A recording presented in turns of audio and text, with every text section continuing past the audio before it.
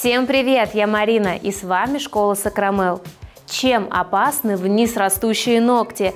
Каким последствиям они могут привести? Предлагаю в этом ролике разобраться с правильной архитектурой. Поехали! Как вам сегодняшние ручки? Красивые ногти. Им более 2 месяцев. Модель все просилась ко мне, но не было времени для съемок. Отращивала их, ну и итог мы сами с вами видим. В чем суть? Когда мы перенашиваем ногти, это на самом деле опасно для ногтевой пластины. Почему? Свободный край утяжеляется, рост ногтя идет вниз, и как следствие могут быть отслойки в зоне кутикулы, также трещины по точкам роста. И действительно, у моей модели очень большая трещина на указательном. Мало того, что он растет в сторону, так еще и треснул в самом уязвимом месте. И трещина это даже немного беспокоит мою модель при надавливании на этот ноготь, либо когда она что-то делает. То есть коррекцию нужно было выполнить слегка пораньше. Недавно на моем канале было видео с вниз растущими ногтями, мы их исправляли просто при помощи геля. Сегодня будет слегка другая технология при помощи верхних форм, но необычно, так как мы с вами делаем от кутикул до свободного края, а более простая, на мой взгляд, и быстрая. Поэтому смотрите видео до конца, чтобы узнать этот способ моделирования. Ну а мы пока убираем старый материал до тонкой подложки. И как раз сейчас видно на указательном, какая большая трещина, и она заходит на ногтевое ложе, а это самые больные трещины для клиента. Нам ее придется отремонтировать очень аккуратно, без вырезания, как я делала в прошлый раз. Есть разные способы ремонта таких трещин. Вот сегодня будет один из них. Ну а мы приступаем к маникюру. Кутикула у моей модели небольшая и сухая. Тут нет глубокого подкутикульного кармана. И лучше всего ей подойдет чисто аппаратный маникюр без режущего инструмента. И подготавливаем ногти к покрытию, шлифуем и выполняем маникюр. Для того, чтобы приподнять кутикулу, зашлифовать, использую красное пламя. Мало того, пламя у меня такое более вытянутое и тонкое. Поскольку у модели небольшой подкутикульный карман, вот лучше всего на ней именно в конкретном случае поработать данной фрезой. Вывернули кутикулу и приступаем к срезу. Вот обратите внимание, эта насадка с красной насечкой трет на одном месте, а ничего не убирает. Поэтому я ее тут же снимаю, утилизирую и вставляю новую. Поэтому, если вы чувствуете, что ваша насадка уже не работает, не спиливает кутикулу, неэффективно убирает, не оставляйте ее, потому что вам придется поднадавливать на поверхность ногтя или кожи для того, чтобы выполнить срез. А это чревато перетиранием, поэтому так важно фрезы заменять вовремя. Как правило, одной насадки хватает на 5-10 процедур в зависимости от типа кутикулы, в зависимости от абразива.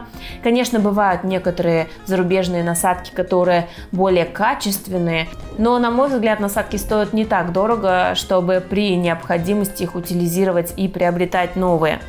В моем случае насадка с красно-белой насечкой. Белая говорит о жемчужном напылении.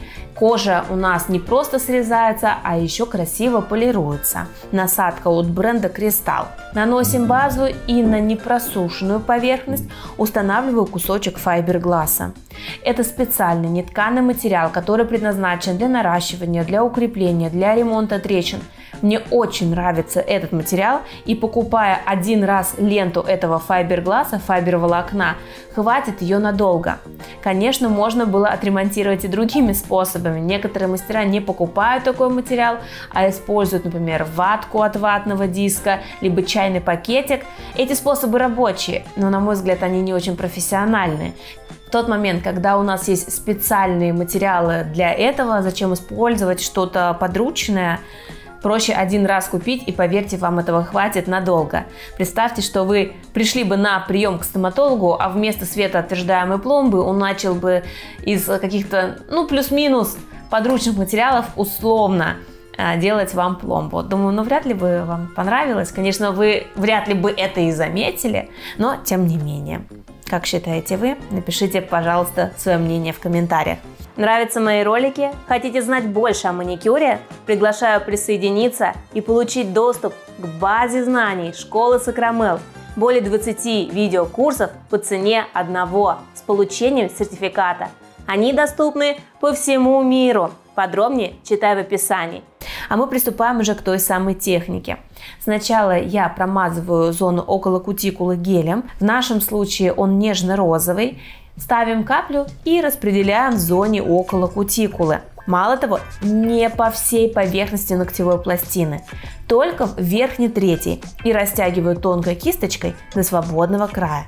И только теперь, после выкладки этого геля, после формирования стрессовой зоны, мы можем выбирать верхние формы. Специально использую шаблоны миндалевидной формы, чтобы меньше пилить. И теперь следующий материал берем. Используем молочный гель, для того, чтобы у нас получилась плавная растяжка омбре.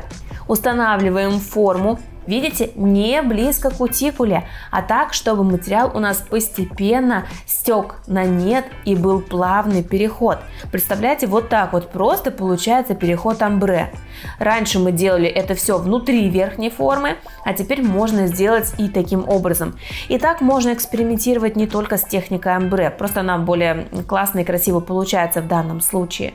Можно просто укреплять так ногти. Выложили нежно-розовым около кутикулы, для того, чтобы там не опиливать, и затем уже верхней формы донарастили, грубо говоря, оставшуюся часть. В чем плюс? В том, что нам не придется пилить так много в зоне у кутикулы, мы избежим затеков, которые очень часто бывают при моделировании на верхней формы у новичков. Это просто бич, это ошибка номер один, которая приводит к отслойкам. И все, у нас уже получаются готовые ногти.